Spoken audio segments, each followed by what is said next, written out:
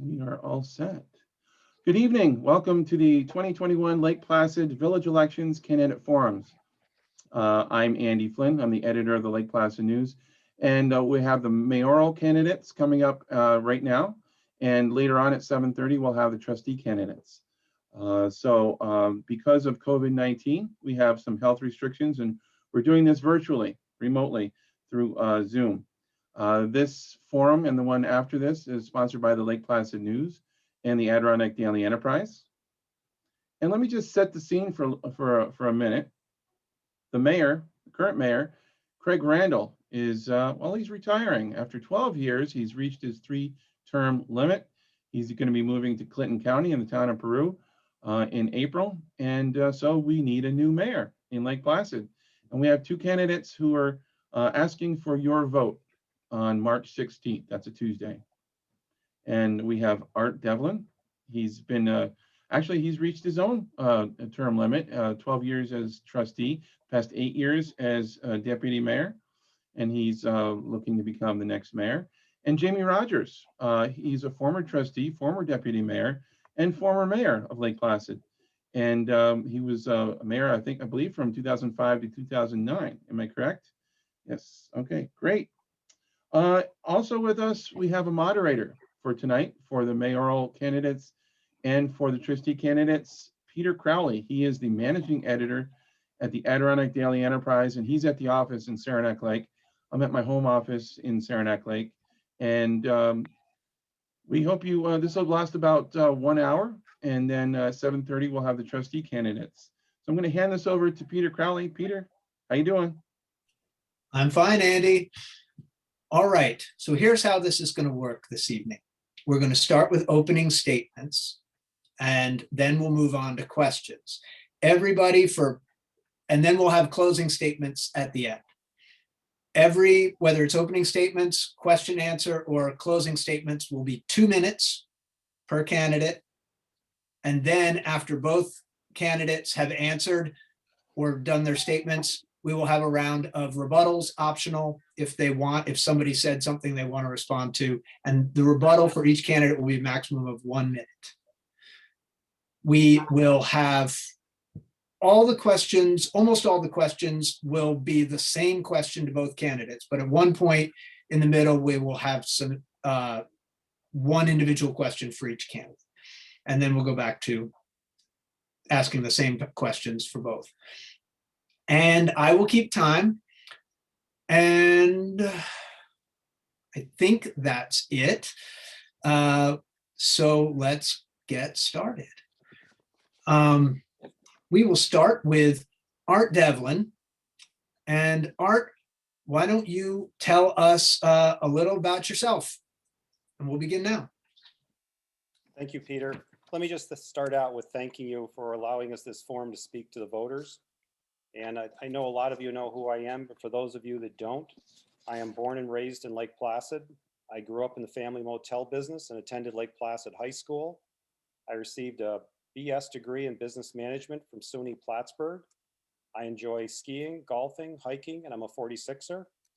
I currently live at Art Devlin's Olympic Motor Inn, the family business that my wife and I owned and operated since 1992.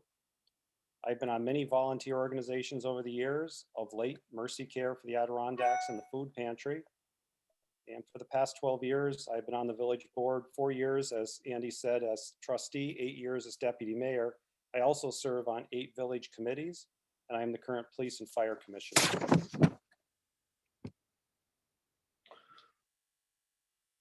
Kept it under 2 minutes. Yeah, you're under, so that's all set, Art? All set, thank you. All right, well, thank you. And Jamie, you're up. Good evening, everybody. I believe everyone running for office is running because they care about this community. And I want to thank all of you for stepping forward who are seeking office. The question is, who is best to serve? And I hope it is no surprise to you, but I think I'm one of the most qualified to be mayor. For 4 years as mayor, we've accomplished a lot more than I believe than this current board has accomplished over the last 12 years. We accomplished public transportation, Mids Park, rebuilt Mill Pond Drive, oversaw Main Street repaving project, oversaw $14 million sewage treatment plant upgrade, and laid the foundation for the trunk line sewer. You know, I was criticized for permit parking and was beat up for installing new parking meters. And I think we proved that our vision and research was on the mark. And this current board who criticized us has expanded on what we initiated. I get it. That's the past. And tonight's about the future. And I hope we talk about short-term rentals, energy efficiencies. We need upgrades for workforce housing, park improvements. And I'm proud of Mids Park, but there are other parks in this community that need our help. Main Street, parking garage, a comprehensive plan, and we need to include our aging population in this new comprehensive plan undergoing. Mirror Lake, we need to continue supporting and protecting this great gem. And I look forward to discussing these topics and any other topic that comes up this evening. And I especially want to thank the Adirondack Daily Enterprise and the Lake Placid News for hosting this forum. Thank you. Thank you very much, Jamie. All right. Quick reminder, I think I forgot to mention at the beginning that the election is a week from Tuesday, March 16th. So everybody, if you don't have your calendar marked already, please mark it. And now we're going to go to our first question, and this will go to you first, Jamie. So first question is something that was, and by the way, we should mention some of these questions are issues that we and lots of people who follow things in Lake Placid came up with, but some of them were brought up by mayor and trustee candidates themselves in questionnaires that we asked that are in this week's Lake Placid News and Saturday's Enterprise, which you can refer to those. So some of these issues are issues that candidates themselves raised. And this is one. Transparency of the village government was named as an issue in our recent questionnaires. In your eyes, how transparent is the village government currently? Does it need to change? And if so, how would you change it? The first thing I would like to do if I'm elected mayor is I'd like to change the board meetings to 7 o'clock. I think that allows the public to get more engaged and to attend meetings. That's one place I would start. There are a few simple things I think that we could have been more transparent on. For one, COVID communications. I've heard a lot about this. The other thing I think we could be transparent on is public transportation updates. I think it's important that we inform especially our workers and visitors, but especially the workers and our elderly that now can't take public transportation. And then I was kind of curious about the Youth Olympics. I remember Craig getting it, having a discussion with the president of the IOC at the time to attract the Youth Olympics. I would like to know what happened in that process. And then I also have a vision too that I think we should be looking at. And I would like to continue doing the asset management planning, multi-year budgeting. I get new ideas about a lot of projects, but we need to take care of what we have in our community. And I look forward to working with Rotary and the public transportation to be transparent about that. And the other thing I would finish by saying is I would like to go back to writing the monthly mayor's column. I think that's very a good idea to outreach and communicate with the public.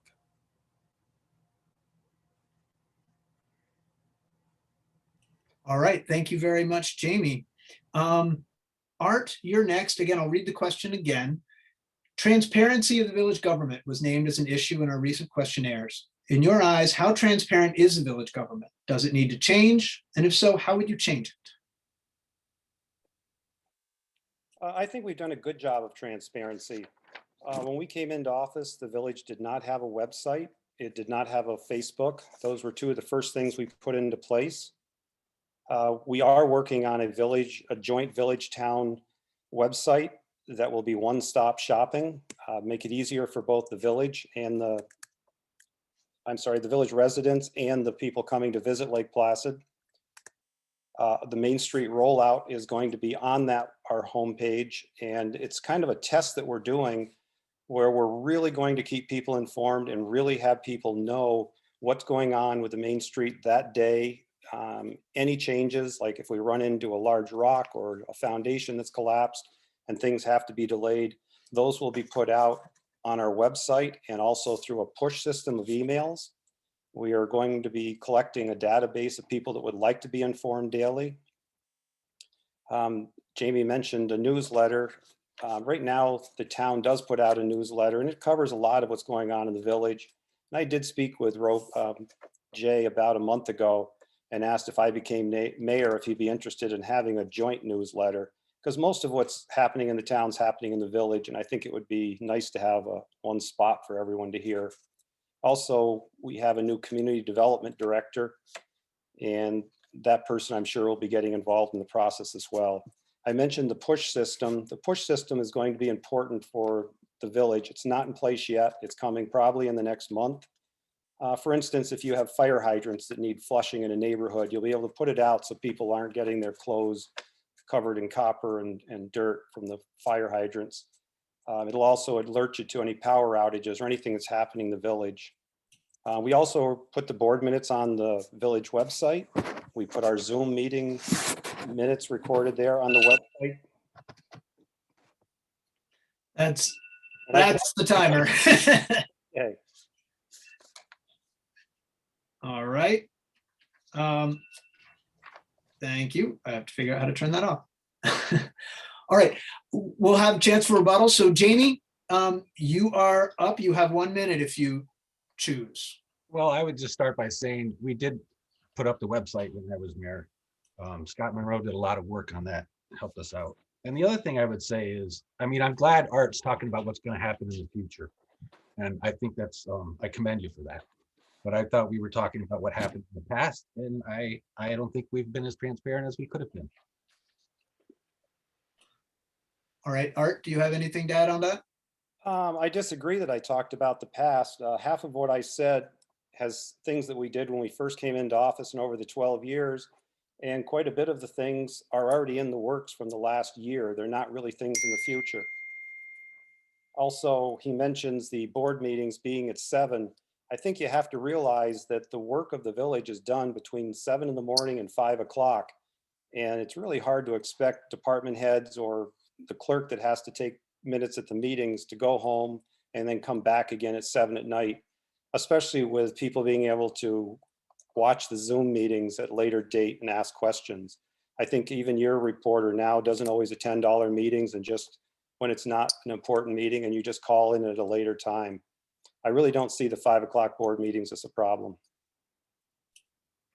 All right. Thank you very much, Art. And we're going to go now to the next question, which is something that I think everybody's probably knows that this is an issue here, affordable housing. And we're going to go to you first, Art. What are your solutions to affordable housing? And not just for workers and families, but for seniors on limited incomes wanting to retire here? Affordable housing obviously is one of the major questions and things that's going to have to be addressed in the upcoming 4 years. Affordable housing, there obviously are the 3 projects, the Peaks project out at the Cell Science Center, the Reagan and the Homestead on West Valley Road. Unfortunately, all 3 of those programs are in place, are in the town, and the village will have nothing more than supply the utilities and hold the town's feet to the fire to make sure they are a workforce or full-time residents living in those homes. Also, I've been working for the last 8 months on the land code review, where we've been taking a deep dive into looking at what the village residents really want in the neighborhoods. One of the great things that's coming out of that is something called protected neighborhoods, where we'll take areas and no vacation rentals are allowed there at all. Any that are there, once they change ownership or don't apply for a permit, will no longer be able to have a home in that area. And the other thing that we did do just over a year ago, it took 4 years to get in place, was the vacation rental permit. And a very, very important piece of legislation came out of that. Before that permit process went in place, you had to have a joint village and town majority to make any changes. And the town is very different than the village. The town is in favor of vacation rentals for the reason that they have larger properties, more developable land. And in the village, we're just the opposite. People are right on top of each other. And you also have the ability for neighbors and vacation rental people to become annoyances to each other very quickly.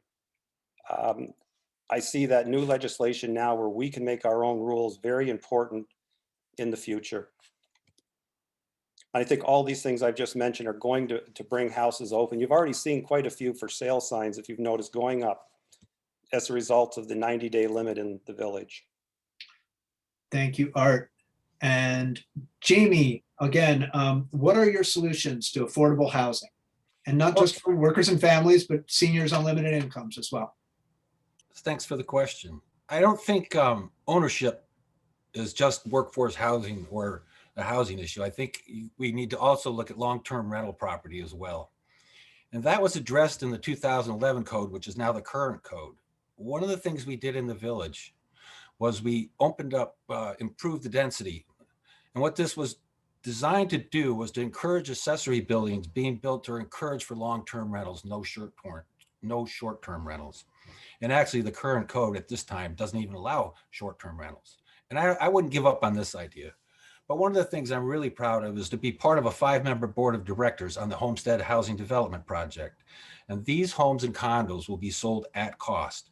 And I think if we're successful in keeping these under $200,000, this will be a great model. And there will be deed restrictions in this property as well. And then I would look at the Camoin report. They had some good ideas, but one of the things I think we need to look at is work with employers to create an employer-assisted housing program. And this should help workers live locally and support economic growth. I know other communities are doing this and have done this and are currently doing it. And then again, I would explore the creation of a land bank to facilitate the acquisition of properties for affordable and workforce housing development. This is also a part where the Homestead Development Corporation could fit in. So I think there's a lot going on. I agree with you that housing is one of the major issues. It's a little frustrating because it should have been addressed back in the 2011 code. Thank you. Thank you, Jamie. Art, do you have any rebuttal to add? Sure. Just a few points I think need clarifying. When Jamie mentioned that the density was increased to encourage more rental of properties as far as apartments and places for people to live, unfortunately, that was a great idea that backfired. What happened mostly were people put in houses or apartments above their garages, and then they ended up staying in those and renting them out all summer as vacation rentals. It was a great idea, but if you talk to Dean Dietrich from the Community Development Board, he admits that was one thing that just didn't work out for us. The other thing Jamie mentioned is that the village land code does not allow vacation rentals. And if you look at the letter that was put out from the Code Enforcement Office, that's not the case. And that was one of the big stumbling points for our vacation rental permit system. And we had to get a clarification on that. There was no restriction on vacation rentals. And that is why we're currently doing the land code review. Thank you. Jamie, anything to add? I would add that the code says no transient rentals, period. And when we went back and looked at studying this, it was not allowed in the code. And it was never enforced. Okay. And we'll go to the next question here. And this will be to you first, Jamie. This is about large-scale events.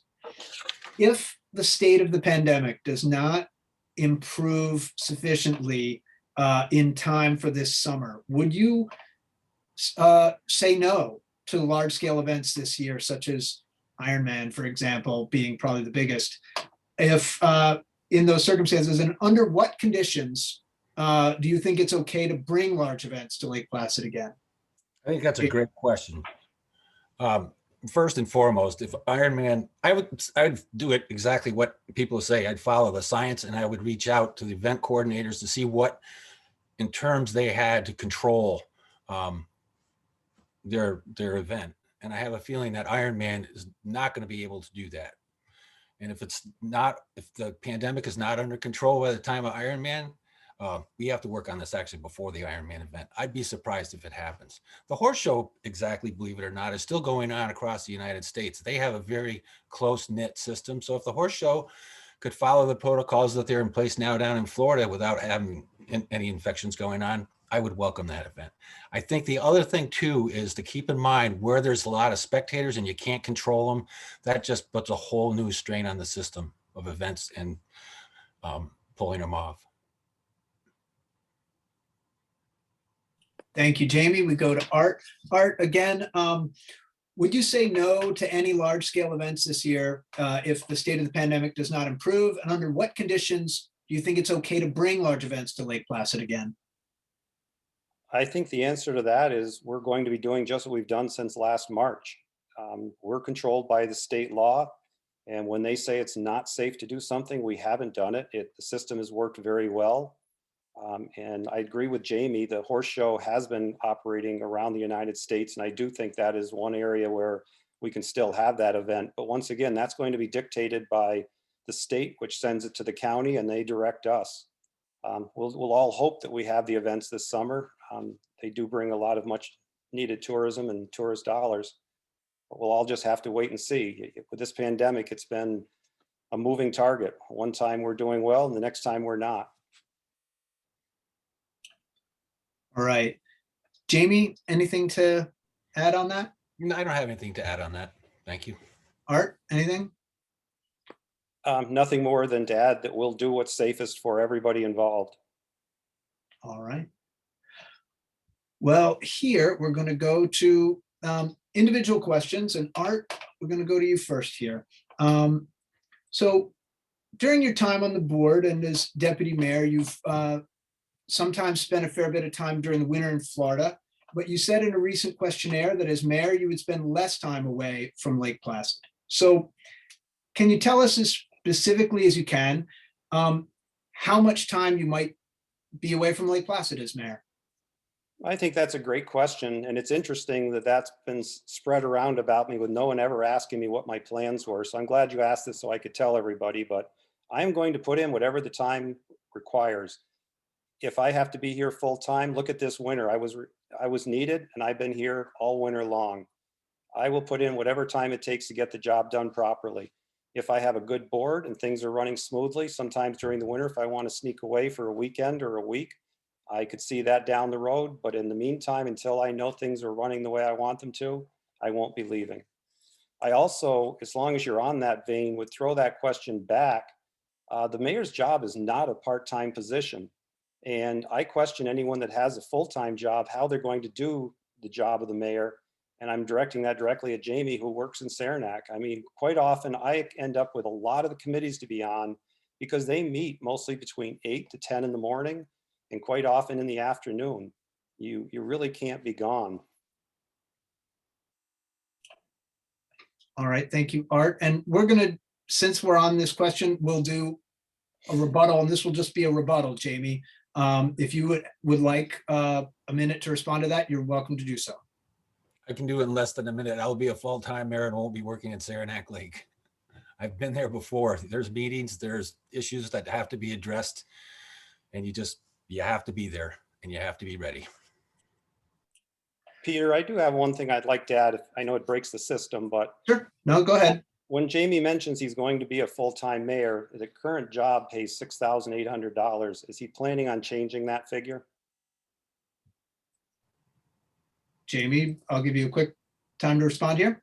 No, I don't think it's fair for a mayor that comes in to try to change it. I have said before when I was mayor that it's a full-time job and paying $6,000 or whatever is ridiculous. But if you're going to change it, you got to change it after this term. All right. And now we're going to go to a question for you, Jamie. During your time as mayor, there were some fiscal management problems that arose. The state comptroller's office audit had criticized the village for use of credit cards and also for the treasurer's mishandling of village funds. How can you assure voters that village funds will be secure with you as mayor? I think two things here. You brought up two different issues. The credit card issue, I think, got overblown. It did get abused by one department. One thing I think you need to remember is that when an Office of State Controllers comes in to do an audit, they're in there to look at your policies, and they're not there to pat you on the back for all the things you've done. They're going to find out what you did wrong. There's been no criminal abuse whatsoever in any of those. The second thing is with the last audit that was done just right around the election time, and then it got put on hold. One of the things that's important to remember when an audit happens, the auditors come in, look at your fiscal strength, and then when they get done with the audit, they come back and hold a meeting with you. And then they also allow you to respond to that audit report. Unfortunately, the audit that you're talking about, I had already lost the election and I was not involved in those meetings or those responses. All right. Art, would you like to respond to that? You've got a minute. Oh, boy. When he said that the audit, that's kind of a standard audit. If anyone reads that 32-page report, they're going to see there was nothing standard about it. And there are 2 times it mentioned recommending to criminal authorities to investigate. I urge everyone to get a copy of that, read it, see what was going on before. And I do not think it was just one department that was misusing credit cards. It was quite a few departments. All I can say is I don't want to belabor a point, but go get a hold of a copy of that controller's report and take a look at it. It's pretty damning. Jamie, we had a little back and forth on the first one. You can respond to that if you like. The credit card, I put the policy in place when I was mayor after that audit.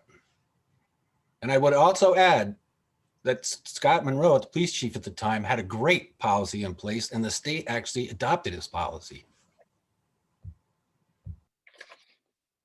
All right. Going to move on to the, whoops, that was my timer. All right. Moving on to the next question, and this is going to go to you first, Jamie. This is about the sense of community in the village of Lake Placid. Many current and former residents have said that Lake Placid seems to have lost its sense of community. What are your thoughts on that sentiment? And if you agree, how can Lake Placid get it back? I don't know that we've so much lost our sense of community. I know that, some of the area that I live in, there's a lot of short-term rentals, but there's also a lot of people that walk by my house that we talk to. There's also a significant number of people who still volunteer in this community. And I think this community has not lost its true identity. I do think the struggle has been the short-term rentals, and that has been the issue in the community. But I don't believe we've lost our sense of community all over the place. Art, it's up to you. Again, I'll reread the question. Many current and former residents have said Lake Placid has lost its sense of community. What are your thoughts on that? And if you agree, how can Lake Placid get it back? I would agree with Jamie. We haven't lost our sense of community. We're a village that has always had a long history of volunteers. It's what makes it work. It's why we've been able to do so many amazing things. And I would agree with the vacation rental properties taking up a lot of the homes. When I was campaigning, I went door to door and I went to every door I could in the village, which was every voter that had voted in the past election. And it's amazing the number of homes that are either second homes or vacation rentals. So there are a lot of people missing, and we do need to turn things around to get back to that. And don't forget, you do have the destination management plan from Roost and the comprehensive plan that are coming out, and they're going to work together to see what the community wants and see what can be done to make Lake Placid a good fit for tourism and the people that live here. All right, Jamie, do you want to respond? I agree with what Art is saying. I think the second homeowners, they still provide a sense of community and volunteer in this community. And I think the other thing that's been a big plus is the community day event that we hold at the horse show grounds annually now. And you can just see how well the community is involved and engaged in it. Art, anything else to add? No, I'm fine with that. All I right. do think we do need to start turning the trend around, though, as I said, and getting more people living here. One thing I don't want to be as mayor of Disney World and have it be all vacation rentals and big hotels. Okay. This next question, Art, is going to go to you first, and it's about parking, which is always an issue in Lake Placid. So how bad is Lake Placid's parking shortage right now? And how do you propose to improve the situation? Lake Placid's parking situation has been a problem for 50 years, as everybody knows. We're in the works now. We're still working out some land trades. I believe that within a year, if not a year, it'll be no more than 2, we'll have expanded parking in the NVT parking lot. We're looking at right now roughly an extra 100 spaces. That's obviously not the solution. It's just a good start. The next parking lot has to be built down in the post office parking lot. That one is going to have to be a collaboration of the state, the county, and the town and the stakeholders. Basically on Main Street, 4% of the money that's raised there in sales goes to the county, 4% goes to the state. You really can't expect the village to pick up the tab for that parking structure if we don't get any revenue. But those are going to be your two answers. And the big thing that's going to happen once we put in some parking at the MBT lot is that's going to open up parking at the far end of Main Street, past the One Main Street Park. We should pick up about 25 spaces there. And really that's our worst spot right now for parking. Okay, Jamie, to you again, how bad is Lake Placid's parking shortage right now? And how do you propose to improve the situation? I think one of the stresses right now is when I left office, the public transportation system was moving 100,000 people a year, workers, visitors, and residents. And I think that needs to get back up and running. Parking right now is definitely a problem. And I mean, you could just see it this summer and you could see it this President's Week. The one thing I will disagree with is I'm not in favor of putting a big garage down where the big municipal parking lot is. I think that green space and that hill space is very valuable to our community. I think you could put it either behind order or work on that program. But I also agree with the idea of putting a small parking garage in on the middle of Main Street. And we've known that that's worked. We did a traffic study when we were working with the Adirondack Museum on building that parking garage to partner with them. The garage is important, but it's not going to be the only reason people are coming to Lake Placid. And I think we cannot lose sight of that. And I think the other thing that it's important to remember too, when we were working with the Adirondack Museum on building this, which I call the cultural center, and we were partnering with them on building the parking garage there. I think we need to attract a cultural center downtown in line with this parking situation. The internet has made Main Street so vulnerable, and to have a cultural center where people could come visit, that would strengthen our Main Street a lot. All right, thank you, Jamie. And Art, do you want a minute on that rebuttal? Yes, everybody knows the trolley is important. It's not only important for visitors, but it's also become public transportation. And obviously that wasn't running this year, not to any fault of our own, but it was shut down by the state and the county. Jamie mentioned putting a parking garage behind Orta. The problem with a parking garage is that when you have to dig down or build a retaining wall, it escalates the cost 2 to 3-fold. Right now, even in the best of times, you're looking at least 35,000 a space. And if you start trying to put something into an area where it's not above ground and easy to get to, that cost could easily double or triple. All right, And Jamie. also, if I could add that in. Sorry, yeah, go ahead, Art. I'm sorry. You got Another thought on the garage. I do believe the garage that would go in the post office parking lot is important because it would service Main Street. It would service the Orta events at the Olympic Arena, and it would also help the school with parking. Jamie? Well, I'm sorry, I disagree with putting that right in the middle of the Main Street. I still think I would look at Orta. But the other thing too is you're going to talk all this money cost per parking spot, then you put that much money into a public transportation system, and you could use a lot of hotels and a lot of motel or a lot of hotel parking. A lot of parking lots are already in place where people could stay, walk, and take public transportation. All right, thank you, Jamie. And now we're going to go to the next question, which is going to be, go to Jamie first. And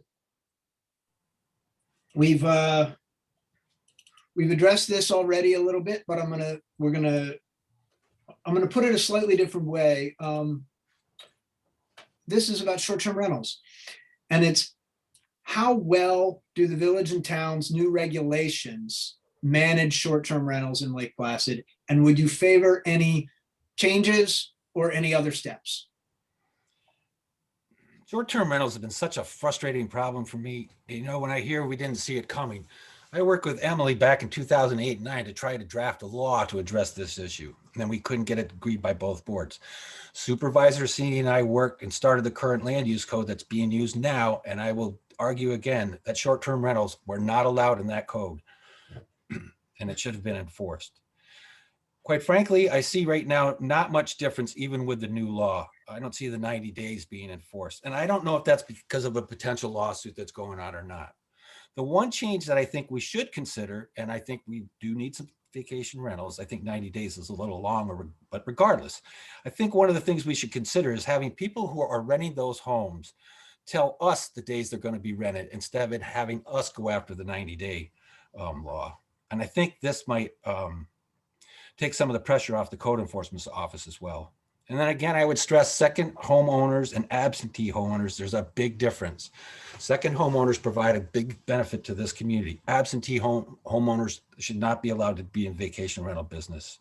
The long term, I think we should freeze permits and slowly reduce them in the residential district. And we need to see what's, and regardless, I think the one thing that we really need to do once we get going and get this lawsuit over with is we need to continue to be proactive, not reactive.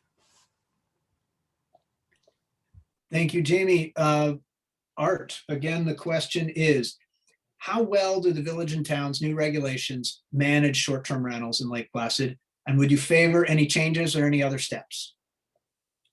Keep in mind that the current vacation rentals system that's in place took 4 hard years of work to get in place, as it required, as I said, the joint town and village agreement. When it was put in place, it was never meant to be a one and done, and it will be a work in progress for years to come. It's a start. It's not the answer. Also, Jamie mentions the 90 days. The 90 days came out about that because we had to agree with the town. They wanted much higher, we wanted much lower, and 90 days was a compromise. And then as Jamie alluded to, we have a lawsuit in the works and we are not allowed to do anything until after that. We were really hoping to have a moratorium in place so that we could wait till the land code was reviewed and then see where we were going to go. And I agree, the biggest culprit we have out there isn't the person who's hosted or someone who gets out of their house to help pay the taxes. It's our professional listings, people that just taking up home spots and never come to Lake Placid. It's just a business investment for them. And then I think the other point that Jamie made is one thing that's going to be going in that new code after the public hearings is protected neighborhoods. And that's going to be one of the biggest things that helps Lake Placid. Okay, Jamie, anything to add? You have a minute? I mean, I agree with what Art's saying. I don't have anything more to add, except I just will say again, the code in the residential neighborhoods did not allow vacation rentals from the get-go. I guess, Peter, yeah, I need to answer that one. I don't know where Jamie's getting that from, but if you talk to Mike Orticelli, who is our code enforcement, he produced a letter saying that it is not anywhere in the code that it is illegal. And that was one of the things that held up us putting a permit in place for 4 years. Once we finally had that, we made our compromises, we got the vacation rental permit in place. And that is when the village recommended that we go back and look at land code so we could make it illegal if we wanted to. But there is nobody that is telling us that it was illegal beforehand. There's a handful of people out there that would like that, but talk to the lawyers and talk to land code and they'll tell you that's not true. Right, well, that's definitely something we'll have to look into and report more on the future. Next question, and we're doing pretty well for time, so it looks like we're going to get a good number of questions in. This question is going to go to Art first. And so what would you say to a young person in their 20s who is coming up to work in Lake Placid and live in Lake Placid? You know, often when young people get here, the perception is that the powers that be are more helping the businesses and the people who have been in town for a long time. What would you say the village government is doing or can do for them? And I'm going to go to, this is again to Art first. I guess I wasn't under the impression that the young people coming to Lake Placid thought that big businesses and people living here had priority. Let's face it, I would say in the last 10 years, 1/3 of the people that live in Lake Placid now are people that are attracted here because of the events we have, because of what's going on and the excitement. And all the people I talk to are very happy with that. They fill into 1, 2, sometimes 3 jobs. A lot of good work ambition out there. But I just don't see a problem with that young people feel kept out and discriminated against. Could you give me an example, Peter, of where we feel that Sure, people are? sure, I can do that. It's definitely a lot harder for somebody working at, say, a restaurant or a hotel or a retail shop in Lake Placid to afford to live in Lake Placid. And and the housing debates of the last couple of years have raised those questions. So that's one example. Yeah, once again, the only thing that's going to hopefully come of that is if we can get some of the vacation rental people out professional listings and have available housing stock so those people can live here. That's been an ongoing problem for a long time. And a lot, as you know, of our people that do work in our places come from places like Wilmington, Blackbrook, and going way back 30, 40 years ago, they were coming out of Malone. That's where Pete Rowland at the Hilton said most of his workers came from. Okay. It's always been a problem, and all we can do is keep working to make it better. Jamie, what would you say to somebody in their 20s who is coming to work in Lake Placid and maybe feels like, asks the village government, what are you doing for me? Well, I worked at this issue a long time ago, and one of the things I learned is that you can't take taxpayers' money and try to build a project to solve this problem. It's against the law. What I would try to do is to put back in the land use code, I'd look at that land density and try to get that accessory buildings and encourage this community to start doing it, because rental is the way they're going to start. And the other thing too is they don't make enough money to afford some of these rents as well. And so I think it's going to be incumbent on some of these big lodging facilities and some of these other small areas to partner together to make housing available for their workers. I know the Lucy's do this in quite a few instances as well, and I've seen it done in other communities. Art, do you want to add anything? No, the only thing I would say is Jamie once again said that he looked into increasing density. And once again, as I say, that was one of the things that was a great idea that didn't work out, because instead of making it available for workers to come and live here, it ended up being vacation rentals again. It's unfortunate. It's nobody's fault. No one had the foresight to see it happening. It's just how it is. Jamie, anything to add? Yeah, the density issue was written into the code that it was not supposed to be used for transient rentals, period. Once again, you keep saying that, but you should go talk to land code and their lawyers here. You're not getting the same answer out of them that I'm getting from you. Or we would have been pursuing that avenue, trust me. All right. I'm going to move on to another question here. And this one is going to be to Jamie first. Environment. What, there's been Mirror Lake is usually the environmental issue that is most prominently discussed in Lake Placid. So what, as mayor, would you do to help prevent damage to the environment in the village? Well, I would say maybe our greatest assets are our residents and our employees, but Mirror Lake to me is the greatest natural asset we have in the middle of our community. And I'm proud to say, as mayor, we started, even before I was mayor, we started putting in vortex units and trying to get some of the runoff sand and stuff out of Mirror Lake. The other thing I think we've done, and I've volunteered for, the tree board has worked with the Mirror Lake Water Association, the Sable River Association, doing tree plantings to stabilize the bank. Now we are faced though with our biggest challenge. We've got to figure out how to remove the salt and how to remove the styrofoam. The one thing I've learned in studying and looking at this is you cannot divert water away from the watershed. And so I know there's a lot of ongoing work right now to figure out how to reduce that salt going into the lake. The other thing I would say is, like it or not, we need to be paying attention to climate change because it's changing that lake. And like I've said before, we do need to protect this gem, and I will do everything in my power to help protect that resource. Thank you, Jamie. Art, on environmental issues, what would you do as mayor to protect the environment in the village. I agree. Let's start with Mirror Lake. That is one of our most delicate lakes. The problem being is it's one of the few lakes in the Adirondack Park that has a road that goes all the way around it. As you know, in the past, we have put in the project where we've taken the surface water almost from the Club Beach down to the Hampton and diverted it away from the lake. That's been a big help. We have the Main Street project coming, which is going to get rid of the three biggest salt polluters of the lake. That's Saranac Avenue, Hayes Street, and Marcy Street. Because of their steepness, in the past, a lot of salt's been put on them and gravity takes it right into the lake. The Main Street project is going to address that with a vortex system. As Jamie alluded, there's nothing that's going to take it out 100%, but it's going to eliminate a lot of it. Brendan Wilsey from he was with the Mirror Lake Watershed Association and has now moved to the Sable River Association. He has just been unbelievably great to work with.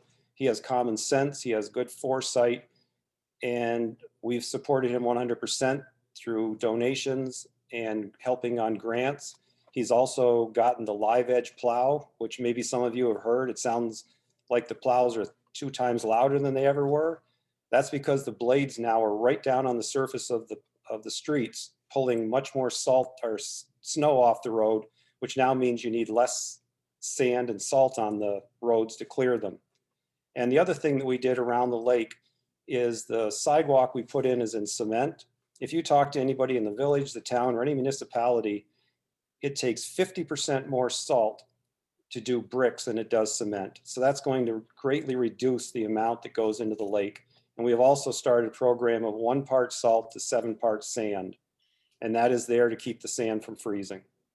And there are just those times when you get those unbelievable storms and you have to put salt down to keep people safe. Thank you, Art. Whoop. Sorry about that. Just under the bell. Just under the bell. You got it. All right. Jamie, anything to add to that?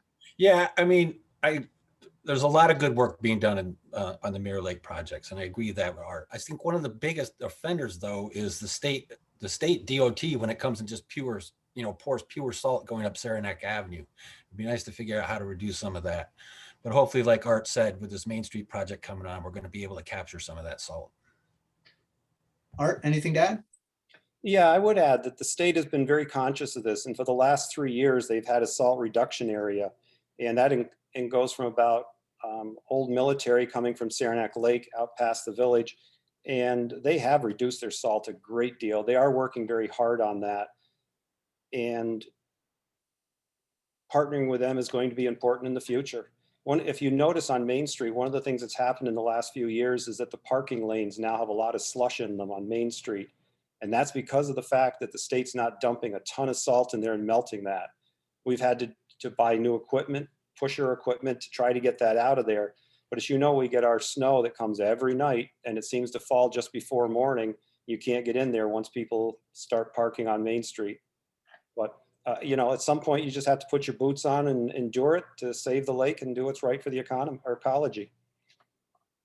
All right. Thank you. We're gonna, I think, have time for one more question before closing statements, and we're gonna go to Art first. Oh, is Andy waving me off here? Wrap it up. All right. Wrap it up.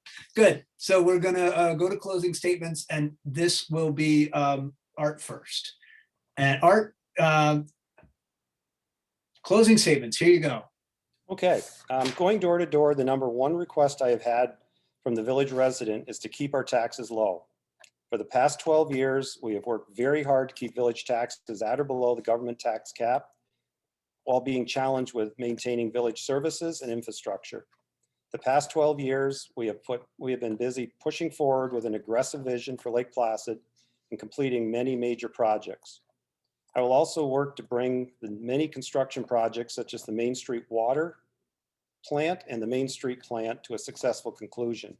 I will continue to work on the village parking issue by expanding parking at both the MBT parking lot and the post office parking lot, allowing for additional capacity and close proximity for those who work or visit our Main Street. I will continue the partnership with the Mirror Lake Watershed and Au Sable River Association to ensure that we are good stewards of the environment and to protect our lakes and rivers. I will also make it a priority to maintain the parks infrastructure that we have now, as well as anything we build in the future. One only has to look at my business to see that maintenance is a priority for me. I will continue the work that I have been involved with on both the vacation rental permit system and the Land Code Review Committee, with the goal of maintaining the residents we have and making housing affordable and available for those desiring to move to Lake Placid. I will work with the soon-to-start comprehensive plan and destination management plan to ensure that the events that come to Lake Placid in the future are a good fit for both the community and our visitors. I will work to continue the government transparency work that we have in place and to approve it in the future, and to make all people feel welcome, whether a renter or a visitor. I'd also like to add that for the past 12 years, I have done everything asked of me and more as trustee and deputy mayor, and if elected mayor, I will continue to spend as much time in the village as is needed. We've gone over that before, but I think it's a point that has been brought up quite often. I will do whatever it takes to get the job done.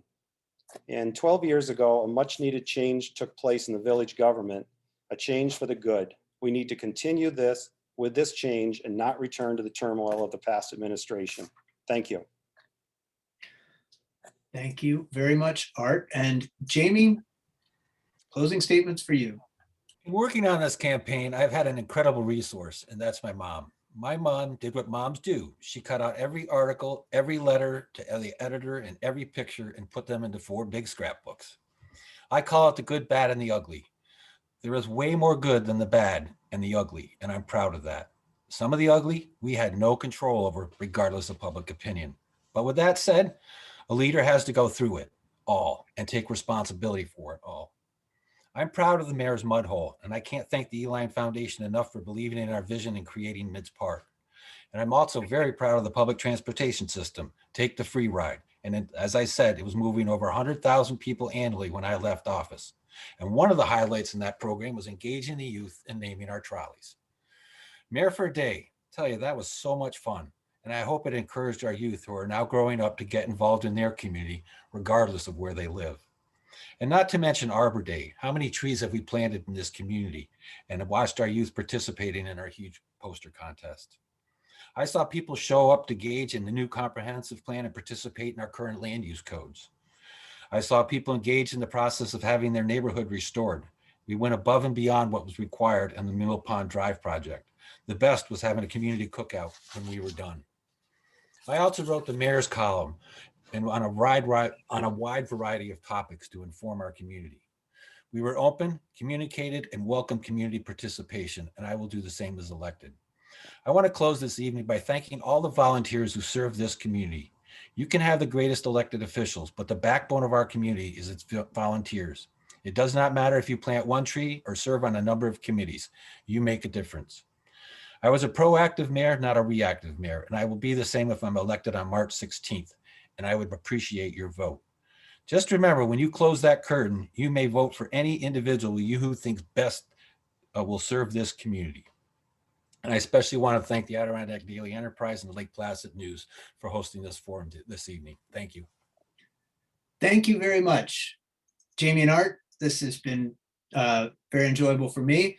And remember, everybody out there listening, Election Day is a week from Tuesday, March 16th. Does anybody know what time polls are open? Andy, do you know? Noon I don't know. What's that? We'll find out. It'll be in both papers. Art Noon said. to 9. Noon until 9. Noon to 9. That's Noon to usually 9. what it is, and for village elections in general. So good. Peter, if I could also throw in there, it's important for the public to know that everyone has been sent an application for an absentee ballot. And people need to send those in. Time is growing short. If they want an absentee ballot, even if you're not sure, send in, get one, because you never know if you're going to have to quarantine and can't vote. Right. If you Thank feel you. comfortable voting, go vote. And if you don't, stay home. I mean, it's that simple. Okay, And thank you, as Jamie said, for putting this forum out for us. Very much appreciated. good. Thank you, gentlemen, and everybody stick around. The trustee forum will be in just over half an hour at 7:30 on this same Lake Placid News Facebook live stream. Great. I want to say a few things. Sure. Again, Art and Jamie, thank you. Good luck. We wish Mayor Craig Randall the best as he rides off into this. It's not the sunset, it's the sunrise because he's going east. So anyway, yeah, like Peter said, 7:30 we have the trustee candidate forum on the Lake Placid News Facebook page live. Thank you very much, Peter Crowley, as moderator. He's the managing editor at the Adirondack Daily Enterprise. I'm Andy Flynn. I'm editor at the Lake Placid News. As the village elections come to you, we'll have those. We'll have all the results and the reactions. Check out our websites, AdirondackDailyEnterprise.com and LakePlacidNews.com. Also, our print versions, the Lake Placid News. While it's dated on Fridays, it comes out every Thursday on newsstands. And the Adirondack Daily Enterprise is printed 6 days a week, Monday through Saturday. So this forum was brought to you by the Adirondack Daily Enterprise and the Lake Placid News. Again, good luck to all the candidates and thanks for joining us. Have a good evening.